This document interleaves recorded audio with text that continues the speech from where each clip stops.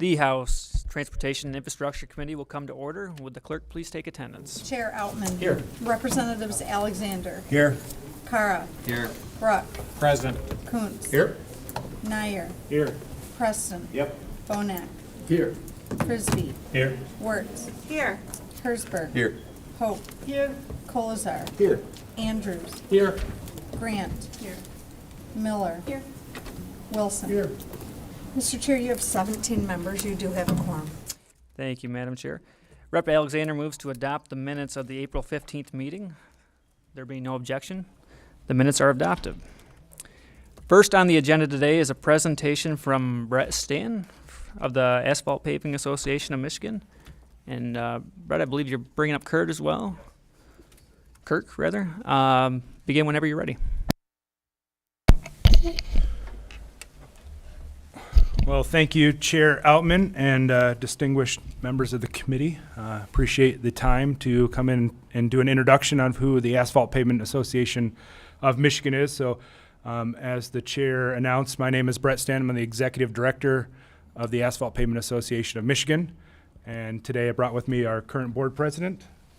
My name's Kirk Brukink. I represent with Brett. I'm the current president of the Asphalt Pavement Association of Michigan's board, and also the West Michigan area manager for Reith Riley Construction.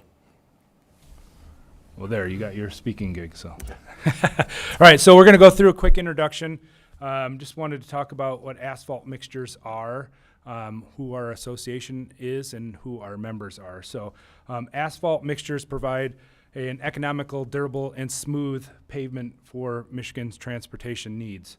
Our asphalt mixtures have many different applications and are extremely sustainable. So we can put down asphalt pavements on the highways. You've seen them on local roads, on racetracks, on golf cart paths, at ports, and at a whole lot of different things. Silage pads for the agricultural folks in the room. So there's a lot of different uses. Currently, we have been doing roughly over the past few years about 15 million tons of asphalt pavements have been produced here in the state of Michigan. So just to put that into numbers that makes more sense than a ton, that is about 25,000 lane miles of pavement, which is about the circumference of the earth. So a lot of pavement gets produced and laid here in the state of Michigan. So who we are, the Asphalt Pavement Association of Michigan is a nonprofit trade association established in 1950. So this is our 75th year in existence. We represent asphalt paver producers and the laydown contractors that lay down the mix, and we'll get into that a little bit here in a minute. The suppliers, so like the liquid side, the aggregate side, and then the specialty suppliers that provide input into the mix that gets made.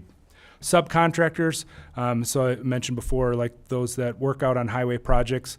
They can be anywhere from fence guys to landscapers to lane stripers. Those folks that perform other work out on the project are also included in our membership. Equipment and product vendors, so we can't do anything without having the equipment, whether it be asphalt plants or trucks or pavers or rollers. So they're a huge part of our organization.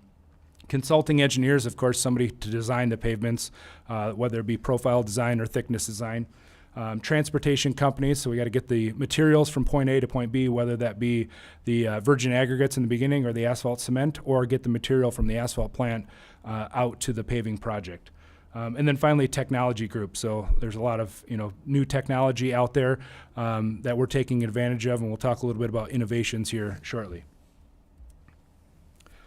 So as one would imagine, our mission statement is to advance and promote Michigan's use of asphalt pavements through unmatched quality, integrity, and innovation. So our core values are integrity, innovation, collaboration, and excellence. And we do this through three pillars.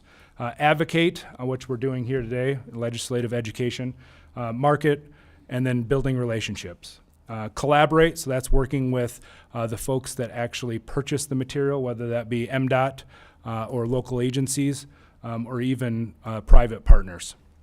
And then finally, cultivate, educate, train, support, and then host events to bring people together. So these are our producer members. So they are the top tier of the association. So they are the ones that have the board seats. These are the folks that have the asphalt plants. You've probably seen them around in your districts. If you haven't, shameless plug, we'd be more than happy to give you a tour. So you've probably seen these logos around on trucks. They're spread all over the state of Michigan. Some of them span into other states, but they are based here in Michigan. Associate members, like I mentioned before, all the suppliers, equipment vendors, consulting, contractors, all that stuff. So I won't bore you with reading all this stuff. So breaking up into the contractor stuff. So shout out to the representatives from the UP here. You got your own slides. So just wanted to, I provided a handout there on the back page of the handout. This stuff is broken down. So like I said, you've probably seen a lot of these names. If you're out and about, sitting in traffic watching paving happen, you've seen these contractors listed. So, but they're all over the state. So a little bit about our socioeconomic impacts to the state of Michigan. So again, including all of the folks, engineering, subcontractors, vendors. So there's roughly 30,000 people employed by the asphalt industry in some shape or form. That means over $5 billion spent in this industry. We hope that number continues to be a plus, and we want to thank you guys for all of your work on the transportation funding package that you guys heard and passed through several weeks ago now. So that is very important, as we'll talk about why that's important here in a minute.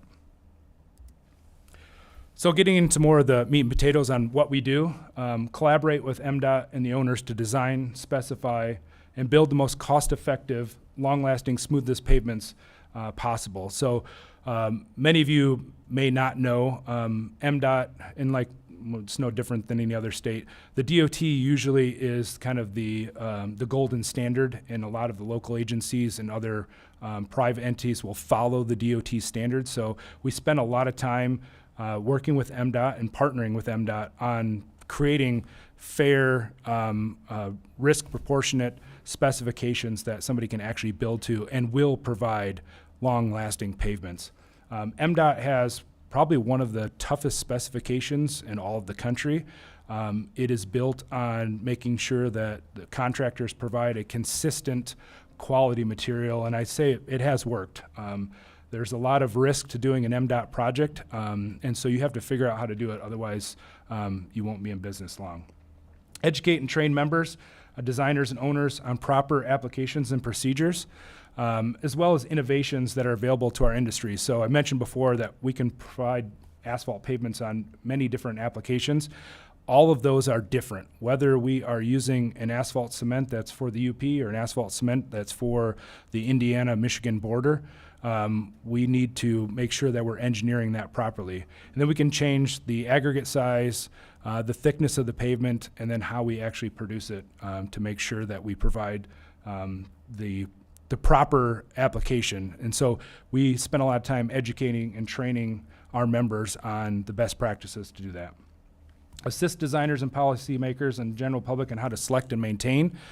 So not only do we just build pavements, we also talk about how to maintain them, because just like if you were to buy a car, you wouldn't just drive it and never change the oil, right?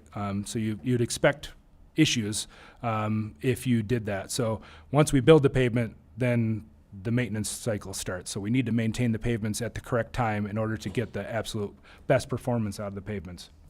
And then host events to bring groups of individuals together to transfer the knowledge, because not everybody knows everything. So we want to make sure that we have an opportunity for folks to get together and collaborate, learn new things, share experiences, whether they be good or bad. Sometimes we learn just as much from a bad experience as we do from a good experience. So bringing those people together to develop connections, because we are all in this thing together. So even though asphalt is a pretty commonplace material out there, I feel there's probably some time we should spend on really what is asphalt. People see it, they walk on it, they drive on it, they ride bikes on it, rollerblade on it, sometimes crawl on it, whatever. But anyhow, asphalt mixtures, they're a blend of aggregate, stone, and sand. So as my counterpart at the Aggregate Association would like to remind me often, it's about 94 to 95% of our mix. But the part that we do is the asphalt cement, so we make aggregates look pretty, so and useful. So there's about 4 to 5% of asphalt cement, so that's the black liquid sticky material that binds all the aggregates together and maintains a flexible pavement that can move over time. And then we have other products like recycle, there's additives, things like that. There's a whole bunch of things, and I won't bore you with the details, but I could probably sit up here for 20 minutes talking about all the different things that we've tried to put in asphalt pavements, some successfully and some unsuccessfully. And then, of course, air. We have to, if we design a pavement with no air, bad things will happen. So it will not be stable, it will not stay in place. So we have to make sure we design a bit of air in the system. So we combine all of these specifics in different proportions to create the composite material that we're looking to build. So like I mentioned before, if we're paving on the interstate, so say out here on 496, when that pavement was built a couple years ago, that's going to have a different gradation. It's going to have a different thickness. It's going to have a different asphalt cement grade to carry the traffic that's out there. There's a lot of semis. Now, when we look at local road conditions, a little less traffic there, so we might change the gradation. We definitely will change the thickness, and more than likely we will change the asphalt grade. If we go up to the UP, we're going to use a different asphalt grade than we are right here in Lansing. So we have all of these tools in the toolbox that we can select from to build the pavement that we need.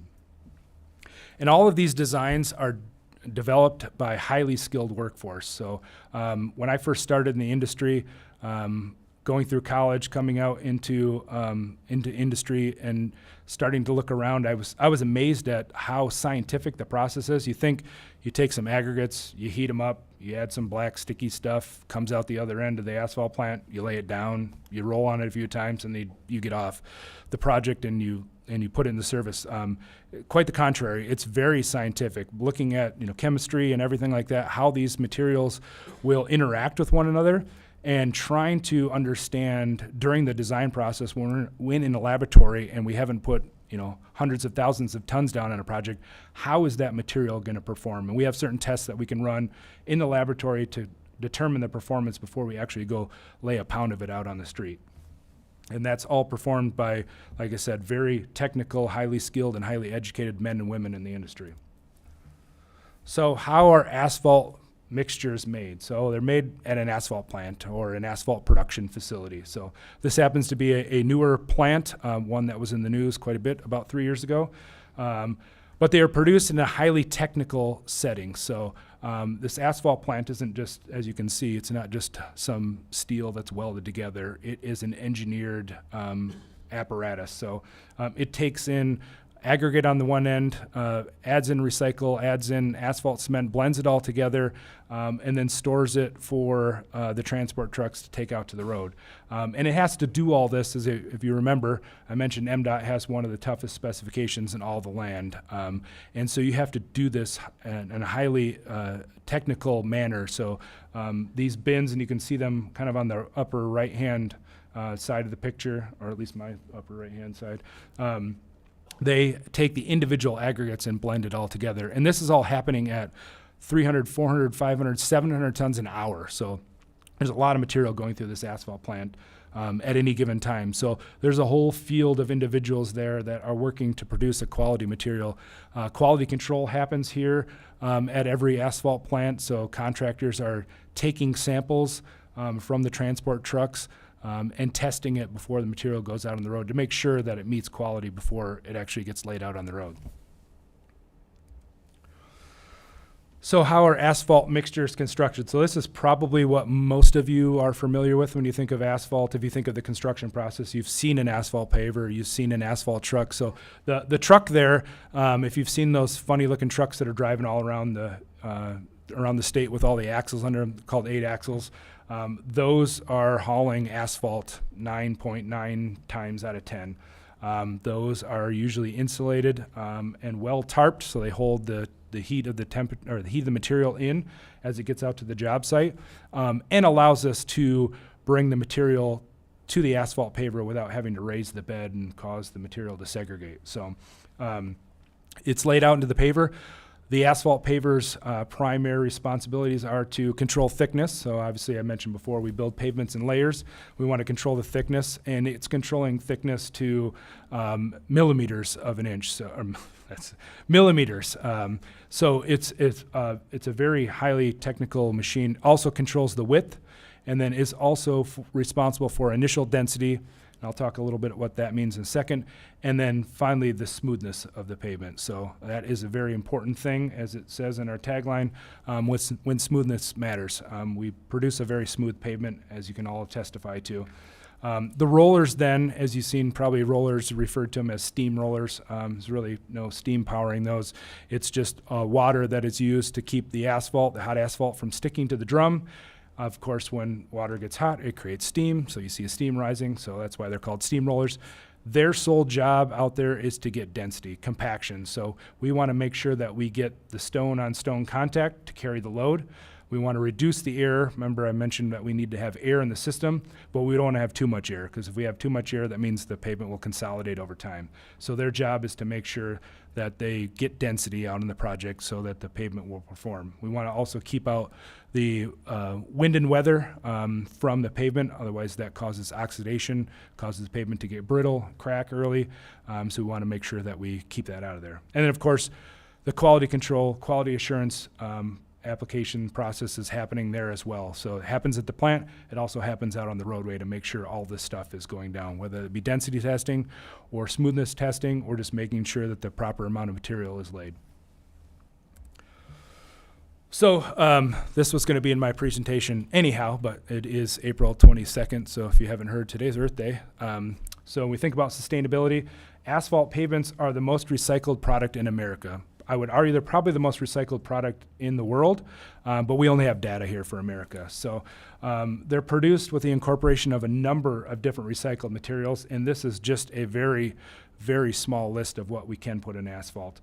Reclaimed asphalt pavement or RAP, that's what we normally see when you see out there, when you see a crew working on removing a road and loading it into trucks. That is recycled or reclaimed asphalt pavement. That gets brought back to the plant, that gets sized and goes back into the asphalt mixture. 25 to 50% of that mix can be RAP or reclaimed asphalt pavement. The benefits there is obviously we're reusing aggregates, so we don't have to mine new aggregates. But we also are benefiting from using that asphalt binder that's in there. Asphalt binder is the most expensive part of our product. So if we can reintroduce any of that stuff and we heat it back up, it actually becomes liquid and actually can coat the product again. So saves a ton of money. Recycled asphalt shingles, so the shingles from your roof get ground up, get put back into asphalt pavements. Recycled tire rubber, that has been used to incorporate back into asphalt mixtures. Steel and blast furnace slag. And then this is just a very abridged list, but fly ash, fibers, plastics can all be incorporated back into asphalt mixtures, some at varying degrees of success, and some of the science is still out there on some of the new technologies. So by the numbers in 2022, so we're always looking at our RAP numbers in arrears, so 2022 is the latest data we have out there. Over 98 million tons of reclaimed asphalt pavement, or 188 billion pounds, was used back into asphalt pavement. So that saves pavement owners, and in a lot of cases, taxpayers, because they are a significant portion of what our members do work-wise, over $5 billion. That's a big number. So the equivalent is removing 2.7 million metric tons of CO2 equivalent from the atmosphere, which is greenhouse gas. Not a good thing, right? Global warming, so on and so forth. That equates to almost 600,000 passenger vehicles removed from the roadway. So that's a big deal. These numbers have increased year over year. 2009 is when we started gathering the data. We recycled about 56 million tons of reclaimed asphalt pavement back into our mixes back in 2009, and then now we're up to 98 million. So we're very proud of that fact. We're very cautious about what we put in asphalt in the beginning to make sure we can still recycle it at the end. Because if we can't recycle it, that means we need to landfill it, and that means we just are part of the problem when it comes to not being able to produce to the circular economy. So in summary, I'll just kind of wrap things up and just talk about, what those bullet points are that I hit on. Over 30,000 people employed when we think about the network of all asphalt folks in the industry. $5 billion spent. Like I said, we'd like to see that number continue to rise. And we, again, appreciative of all of the work that this committee has done to help that 9-bill package move through the House, and hopefully that it gets taken up in the Senate and moves along over there. And we produce here in the state of Michigan about 15 million tons of asphalt mixtures year over year. So with that, I have a short video here that, again, goes through, I can talk at you all day, but a picture's worth 1,000 words. A video is probably worth 1,000,000, so. There's a story behind every barrel, on any road, at any site. A newly paved asphalt road is the finished result ready for vehicles. However, there is much more to creating asphalt pavement than just where rubber meets road. Asphalt is an art involving a bit of science and innovative technology built by a skilled workforce. Beginning with a mix of recycled materials, stone, sand, and asphalt cement, the asphalt mix is carefully heated and assembled before it's loaded into transport trucks. The load is then taken to the project site and transferred to the paver. The paving crew dials in the equipment to the appropriate thickness, width, and smoothness as required for the project. Once the asphalt material is placed, rollers are used to compact the mixture, completing the construction process. The final steps involve applying paint and shoulder material where necessary. Upon completion, the roadway is open to traffic for the public to enjoy a smooth, quiet asphalt pavement for many years to come.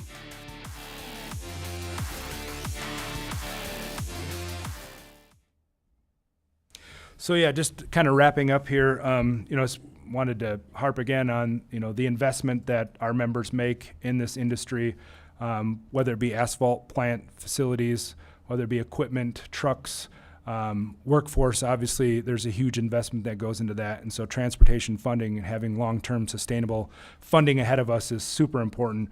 It helps the owners plan, helps to get better prices when we know what's going to happen, and it helps keep people employed here. So we like to refer to our members as providing careers, not jobs. They are high-paying careers that are offered with usually sizable benefits and training, continuing education that goes along with that.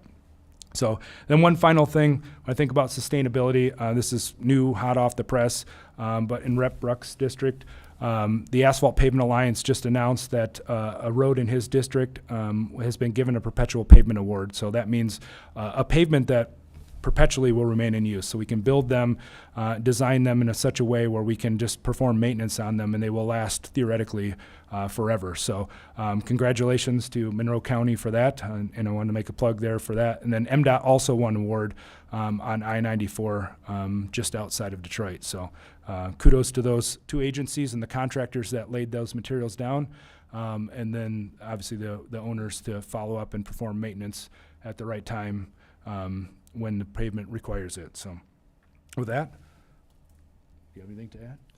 Yeah, I just wanted to add that we provide a good deal to the taxpayer. MDOT, if MDOT were to perform this work themselves as a state or as a type of agency, we as private contractors, again, we put in a lot of investment into our communities, into our workforce, and we are also taxpayers, so we give the taxpayer a good deal to go out and perform this type of work and provide a good product to the state of Michigan.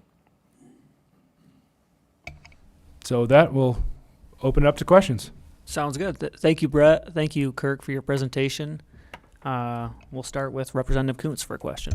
Thank you, Mr. Chair. Mr. Stanton, why is the MDOT standard so hard to hit? Give me the details on it. Is it a precision of application or the mixture? Why is the MDOT standard hard?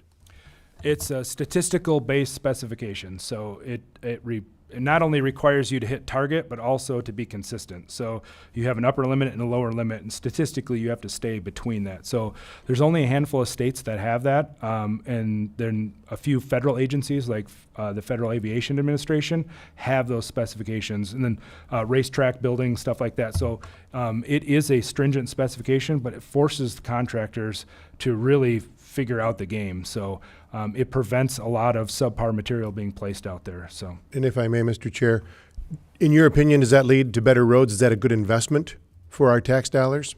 yes, I believe so. That higher standard is worth the money? Yep. Thank you. Thank you both. Representative Wilson.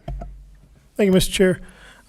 Thank you, gentlemen, for coming to talk about the quality of our roads here in Michigan. I think this kind of piggybacks off of Rep. Kuntz's question. I think the biggest, let's say, gripe that we may hear from Michiganders is, our neighboring state, Ohio, the quality of the roads are better. How would you respond to that, being in your industry? Is it really just the amount of dollars that, per capita that we're spending, or is it really the quality? I'm quite sure you know about our neighboring states and what they're doing. Sure.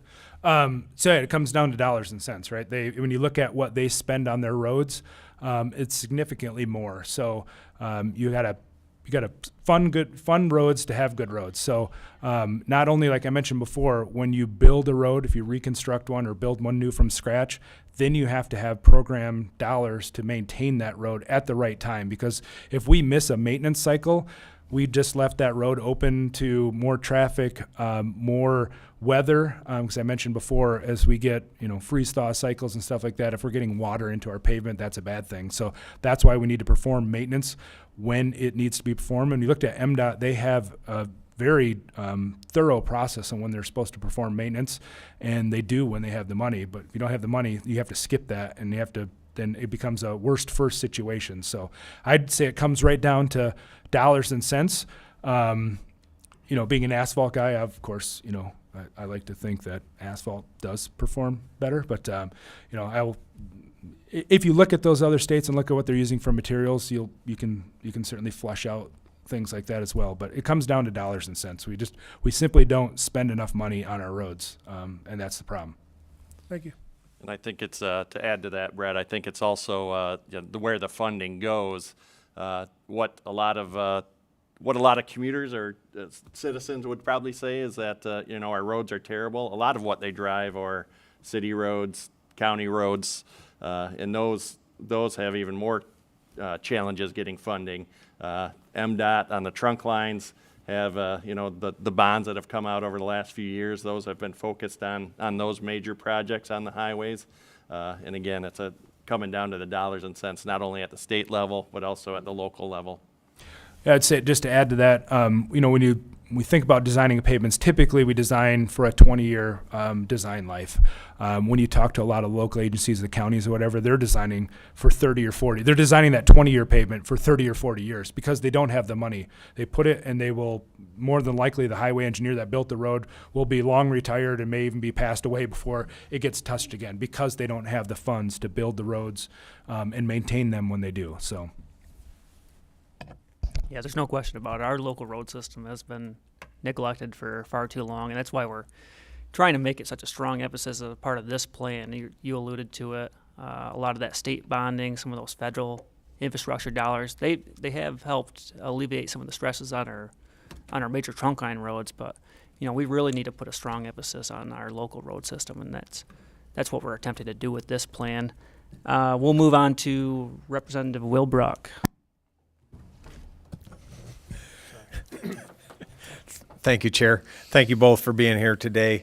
I do want to say thank you for that recognition down in Monroe County. I did let David Leach know, the county road commission director. He already knew about it, I believe. But he's very appreciative for that. Samaria Road used to be known as one of the worst roads in the state.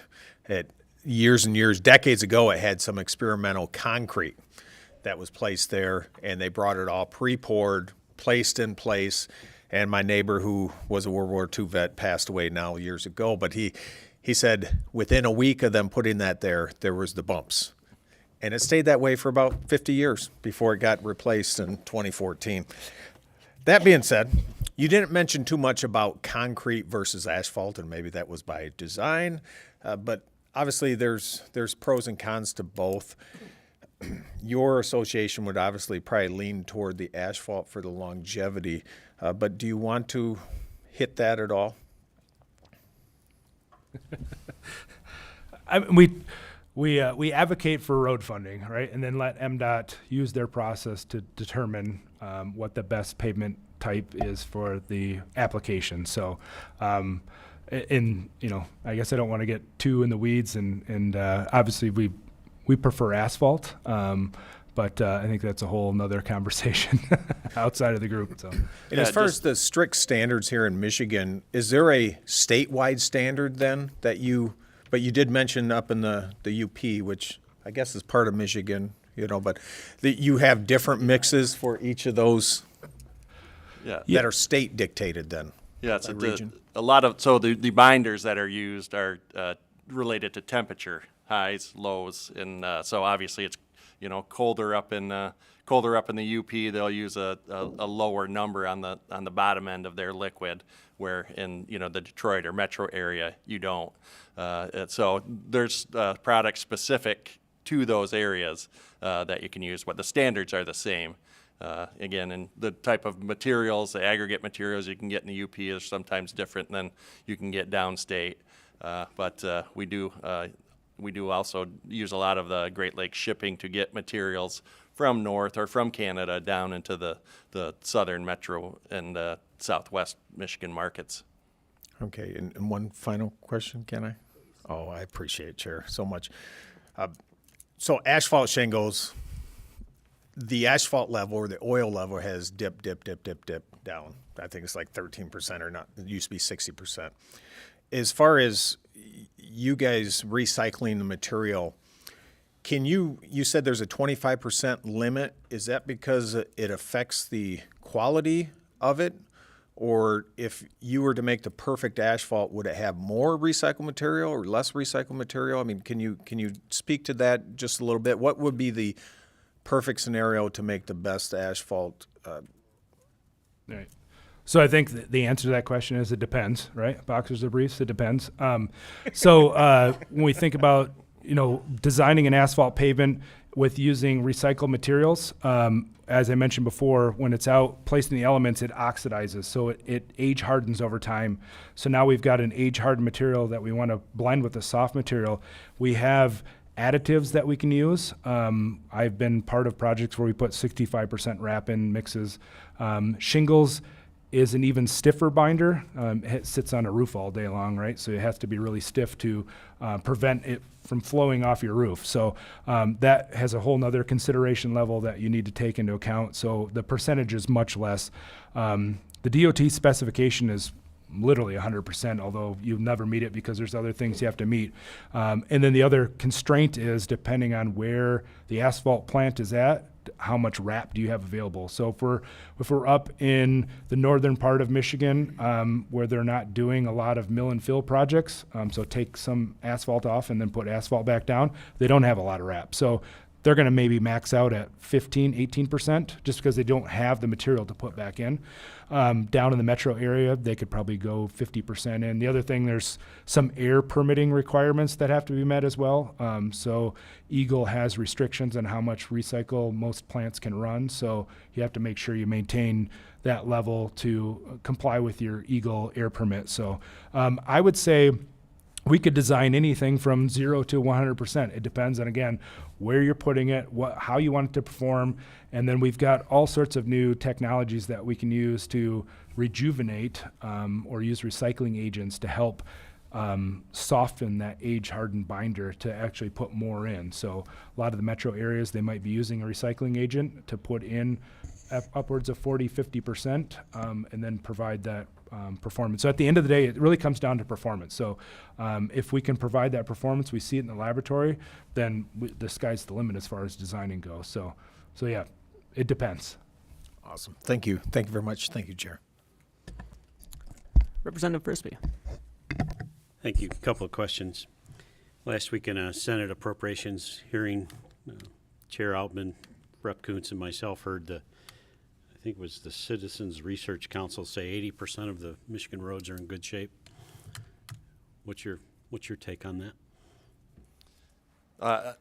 I think that referred to trunk line roads, if I'm not mistaken. Yeah, it doesn't, not including the local and county roads. And that's, I trust I guess I haven't seen their data, but, that's, to keep them in good shape, we know we need investment, as well. Yeah, I drive about 40,000 miles a year. So the pavements that I drive on, I haven't read the report, so I don't know what they're referring to as far as 80%. But at least the roads that I drive on, I would say that 80% good and fair, unless their definition of good and fair is different than my definition of good and fair. So I'm not sure what they were citing, but. The other question relates, and you kind of touched on it, the length of a road life cycle and what you expect, and a lot goes into that preparation, maintenance. Talk about what kind of maintenance. What real briefly? What's some prep we need to do well instead of just throwing pavement over a bad road? I know what that leads to. Another bad road really quickly.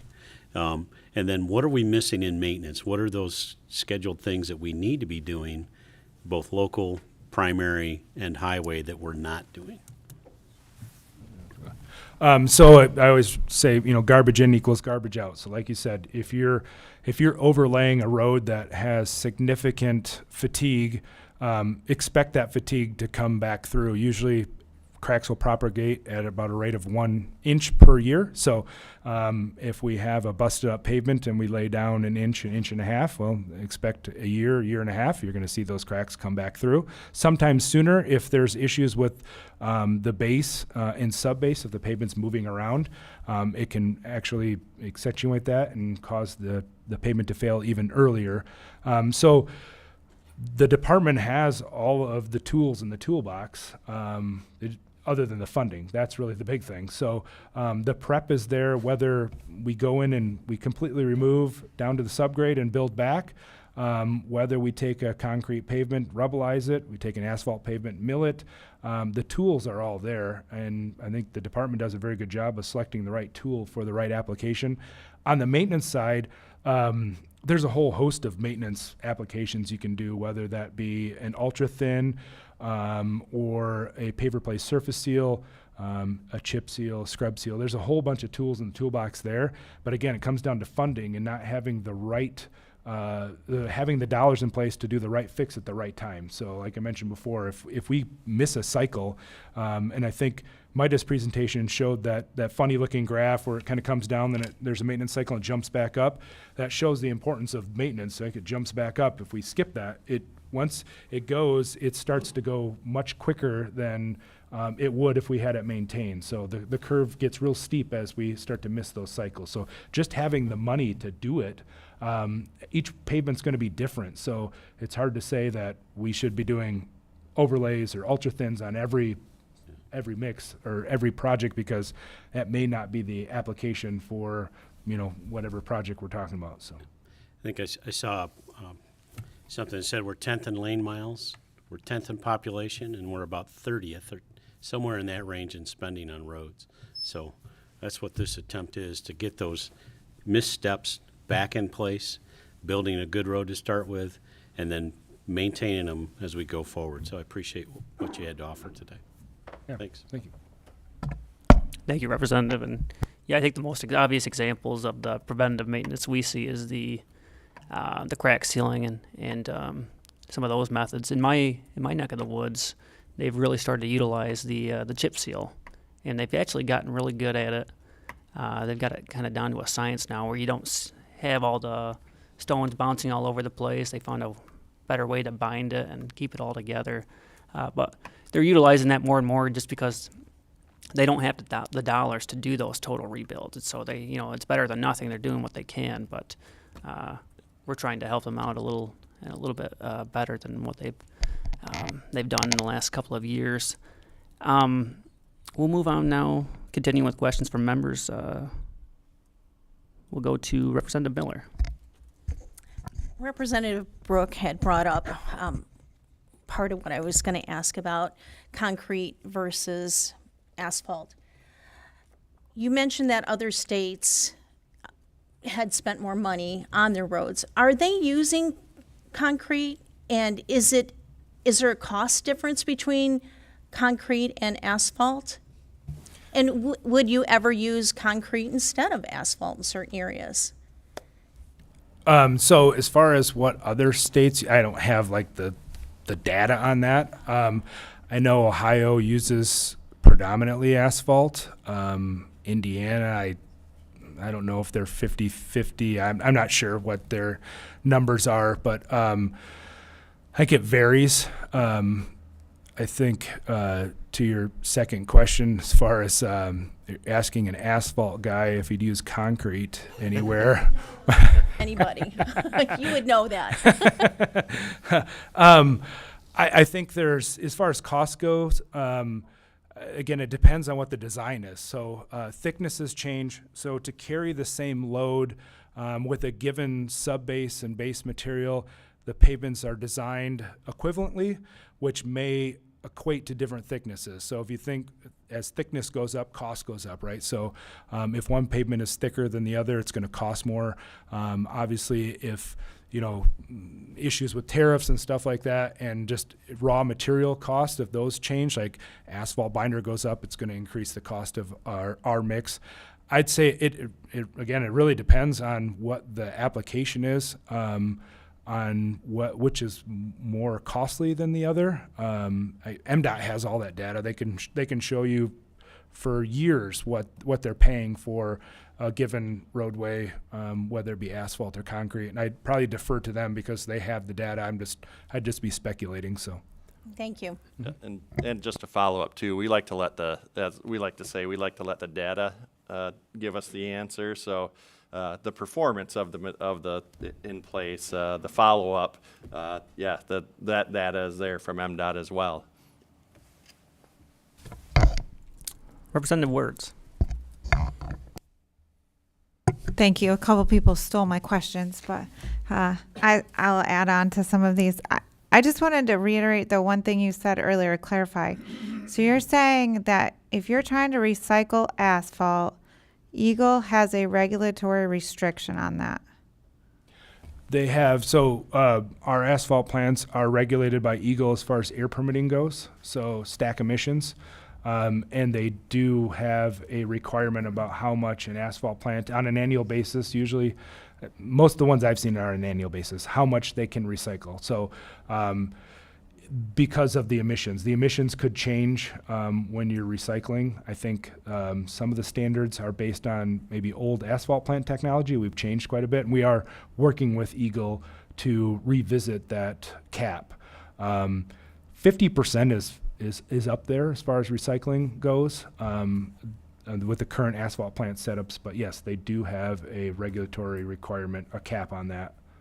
If you don't recycle, it just goes to a landfill? There's better uses than landfill. We can use it as base material. But yeah, if we don't recycle it, we got to get rid of it somewhere. But there is enough to recycle. It's just the amount of percentages that Eagle requires. So maybe you can use 25% rather than 50%. So, and then that makes the difference in the emission. Okay. Can I still ask my real question now? Okay, thank you. So I'm one of those people that lives on a border. My district is one part borders Indiana and the other part borders Ohio. And comparatively, when we drive onto those roads, county roads in particular in those areas, they're far better. There's been a debate, question over the years. Yeah, do we use just a different mixture than what Ohio and Indiana does? Is it the maybe it is just the maintenance. There's a question in my own county right now that's being asked in Indiana. They have put restrictions on Amish not being allowed to use steel buggy wheels any longer or steel horseshoes, and have gone to rubber and or plastic shoes for horses, and have seen significant improvement in their roads, would you say that that would probably help with the long-term maintenance of asphalt prospectively, or is it just that they're using a different mixture in those counties and that's why their roads are lasting longer? I guess I can't speak to what they're using for mixtures in Indiana, or even really in your county. Every county has an opportunity to modify their specification. But I would say it probably comes back to funding, having enough money to build the pavement and then maintain it when it needs to be maintained. Like all this stuff comes back to funding, and having adequate, sustainable funding to make sure that we are doing what we need to do when we need to do it. So again, kudos to this committee for working on that and getting it passed through the House. As far as the Amish stuff goes, I don't know if it's drastically impacting the pavement performance, because you're talking about just like divots, I guess. I've worked in other states where there's a strong Amish community, and we've designed the roads. We changed the AC binder grade to be able to withstand the horse and buggy traffic. So it can be done. Usually that stuff is cosmetic, so it's just something you see on the surface. It's not impacting the load that pavement can carry or the life of the pavement. It's just a cosmetic issue on the surface. So.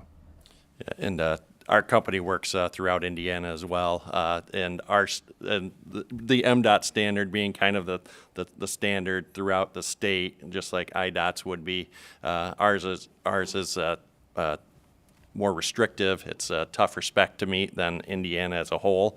So those materials don't really care what side of the state you're on. You might get ag from Michigan, Indiana, and vice versa. So you won't see a lot of difference between the mixes. It's just a matter of the standard is tighter in Michigan to, in theory, perform better. So I think there really isn't a lot of difference between the states, other than ours are.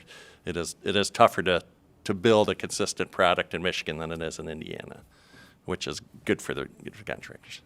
There's certainly a difference when you drive on them. Representative Cara. Thank you, Mr. Chair, and thank you for your testimony. It was said that the states to the south spend significantly more on their roads. Is that what you said? Per capita, for sure. Per capita? Yep. Mm-hmm. Okay. Could we see those numbers, a breakdown compared to other states in terms of what they spend per capita? Or do you have them off the top of your head by chance? I don't have them off the top of my head, yeah. MDOT has had a presentation on that as well. I don't know how lately, if it's been updated, but yeah, when I have seen that over the last few years. Yeah, we can work on getting, I don't have it on the top of my head, but yeah, Okay. there's been a couple of reports that showed the neighboring states and what they spend on their roads. And yeah, we can get that data for you. Okay, thank you. And in terms of the specifications being stricter, is that more that it's a narrow window that we can hit? Is there less, I guess, innovative or entrepreneurial opportunity for companies by that chance, because they have to set right inside of a rigid guideline, or what does that mean? I think it makes you be more creative, Okay. having the tighter specifications. That how do we achieve this? How do we make the road perform better? And how do we make it within those specifications? I think being more of a challenge, is more of allows for more innovation.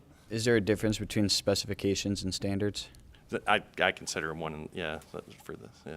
Yeah, specs and I mean, in our business, it's specs and standards, so they're kind of synonymous, but they could mean slightly different things on how legality, what they pertain to there. But yeah, specifications as far as MDOT's goes, it promotes consistency. So if you produce a consistent material and you lay it down consistently, not only do you get paid full, but you get an opportunity to get a bonus. So it promotes trying to lay the best product that you can. But it also penalizes substantially if you miss the mark, which is exactly what you want, right? You want to promote or pay for something that is good quality, and you definitely don't want to pay for something that's bad quality. Okay. Can I ask one more question, Mr. Chair? And then my last question would be, who do you think is best equipped to make the preventative care decisions for a road? Is that MDOT or a local road agency, or would that be the private companies? Who would do a better job at determining when to make a cost-effective decision to keep costs down, making sure that we meet those necessary standards that are expected by the road agency? Well, when I think of MDOT, they have the data. They have the data on how all the fixes perform, and they're required to monitor it. So they have that. I would say they're best equipped to determine when. When you get to the local agency stuff, I think it depends. Each one of the road commissions may have different capabilities as far as staff and data. It's hard to say. I would like to think that the owner knows their pavement best, because a contractor may come in and do one portion of the project where the owner's there throughout the entire thing. So they know how it's built, they know how it's performing, and they know what it would mean or what it would need to perform for the future. So my gut reaction would be that the owner would be the best person to decide, or the best entity to decide. But that could depend based on the resources that they have, or the in-house capabilities that they have. And usually they'll reach out to an engineering firm if they don't have that in-house capability to help with their pavement management system. Okay, thank you. Let's switch gears a little bit and talk about workforce and capacity. One of the major concerns is with the expiration of the state bonding and some of the federal infrastructure dollars, that there's a fear that our asphalt paving contractors are going to ramp down their workforce. We would like to prevent that through some long-term sustainable funding and giving you guys certainty moving forward that funding will be available. But can you guys walk us through what is the state of Michigan's asphalt paving workforce? Are there workforce shortages or training needs that we should be aware of? Yeah, sure. So I think the funding cliff that you guys have been educated on is here. I mean, we've seen members that have talked about laying off workforce already, and so we've ramped up both with workforce and facilities and equipment to deliver the Rebuilding Michigan project or program, I guess. And it would be devastating to have to lay off those individuals. Like I said, these are careers. These people are making good money. They're involved in their communities as taxpayers, as voters. They're highly skilled. The risk we run if we have no work for them is they leave the area or leave the industry, leave the state, and never come back when we have funding. So that we have to train a new workforce. We have the potential of more than likely paying more for the next time we pave, because we are having to train those folks on the job. We don't have as many folks, so we have to ramp back up. And then, quality could suffer too as we're training a new workforce on the fly. So I think it's not something that's far out the windshield. It's here. We're seeing what is happening, and so we need to act quickly so we don't see that cliff come any further into our view. And Kirk can probably obviously speak to more details as a contractor hiring workforce. Yes, as we saw after '08, the financial crisis, then we had federal government ARA funds, the ARRA funds that ran out probably about 2011. And after those next 3-4 years, we really saw the decline in our workforce. They left, they went out. We saw a lot go out west to the oil fields and the Dakotas and whatnot. Well, that was going on, but we kind of hollowed out that the guys that would be in their their 30s right now. So we've got an older workforce with the experience, and we've got a younger workforce as we're trying to get them in and get them trained. So we've been the last probably 5-6 years, we've been hiring extra younger, trying to find the younger generation with a good work ethic, and able to carry maybe some extra labor and in our company because of the fact that we see an aging workforce. But if we have another funding crisis like back in the 2008, we're going to lose that younger generation again, and that would be devastating. So you guys are ramped up and ready to go. Yes, we are as an industry for sure, as the asphalt industry. I think our capacities, our plant capacities are able to meet the need. The equipment's out there to buy. You know, there are a few challenges around, you know, truck drivers, trucking, and some labor. But again, we're out there now getting, you know, we've ramped up over the last few years to be ready for, you know, with the IIJA, the federal funds came through, and now, again, we don't want to lose those employees we've invested in.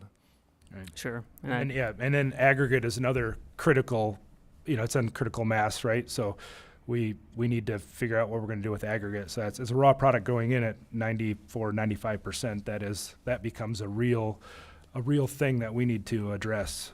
Not that it wasn't real before, but I mean, it's definitely on the forefront. Yeah, and that's really been a tough issue to resolve, that access to good aggregate throughout the state. And Right. We want to keep it close. I mean, Right. we're building these projects. Let's not truck it any farther than we have to. We have good aggregate all over the state. We're blessed with very good aggregate in the state. We just got to be able to use it. So. Right. Well, thank you for walking us through, you know, the workforce and, you know, giving us some assurances on that side of things. Between the funding cliff and your guys' labor force, I've always been a little hesitant to inject too much money into the transportation fund at one given time, just you know, just based on artificially inflating the cost of all these projects without getting any sort of added value. Can you guys give us some assurances that that's not going to take place if we're successful with this $3.1 billion increase into our road system? Well, absolutely, yeah. It's, you know, if we can see that something is long-term and sustainable, and we're able to maintain and expand, you know, if we're able to maintain our current levels of staffing and able to grow it from there, knowing that we can add more people because the work's going to be there. Yeah, we're ready as an industry to meet the need of the state. So if we are successful in these efforts and we inject $3.1 billion into the road system, we're not going to see these road projects inflate by 20, 40%. You don't anticipate that? I don't anticipate that, because when you look at what's we've had over the last few years in terms of total funding from MDOT and taking it, I don't know if it was, I forget the exact number, but I think it was in, you know, 3.6 billion, and then looking into 27, and it's 1.7 billion for trunk line roads. You know, doing that, that's we know that's not, you know, if we maintain the current standards that we're meeting now, or the current funding level, or, you know, increasing it some, I think, you know, we're there to meet the challenges of what's happening now, and able to look into the future with similar and a little bit larger forces. Excellent. And it's not just this industry, right? So when we're talking concrete, asphalt, maintenance, bridge, like it's a bigger conglomerate. I think the group stepped up as a collective to deliver the Rebuilding Michigan program. So we saw numbers, you know, not at that 3.1, but starting to get close to that. Whether or not, I mean, I think it's hard for anybody to predict what is going to happen with prices, with tariffs, and we do have products that come from, you know, across our borders here. So if something happens there, aggregates, you know, like we talked about before, not having, you know, aggregates to use, like supply and demand. So it's hard to say what will happen to prices, but I think we're at a point where we're ready to deliver the work, and we don't see a need for prices to spike over this. We're ready to roll. So. Excellent. Well, thank you for giving us those assurances. I mean, that funding cliff is real. It's a legitimate problem, and we're really quickly approaching that. And so we want to get this done for you guys and for the people of Michigan. We want to deliver for them and improve the quality of our roads. Looks like we have one more question. Before we get to that, there's always been a lot of chatter on our weight limits here in the state of Michigan. You know, we allow a heavier weight, but it's spread out per axle. Do you think that's the right approach? And what are your thoughts on that? If you could kind of walk us through that a little bit. Well, I mean, you hit the nail on the head. Like we're distributed over more axles, right? So when we look at the per unit or per axle weight or whatever, we're a lot of times less than our counterparts. They're running 80,000 pounds on 5 axles, we're running 160,000 pounds on 11 axles, right? So do the math, it equates to less per axle.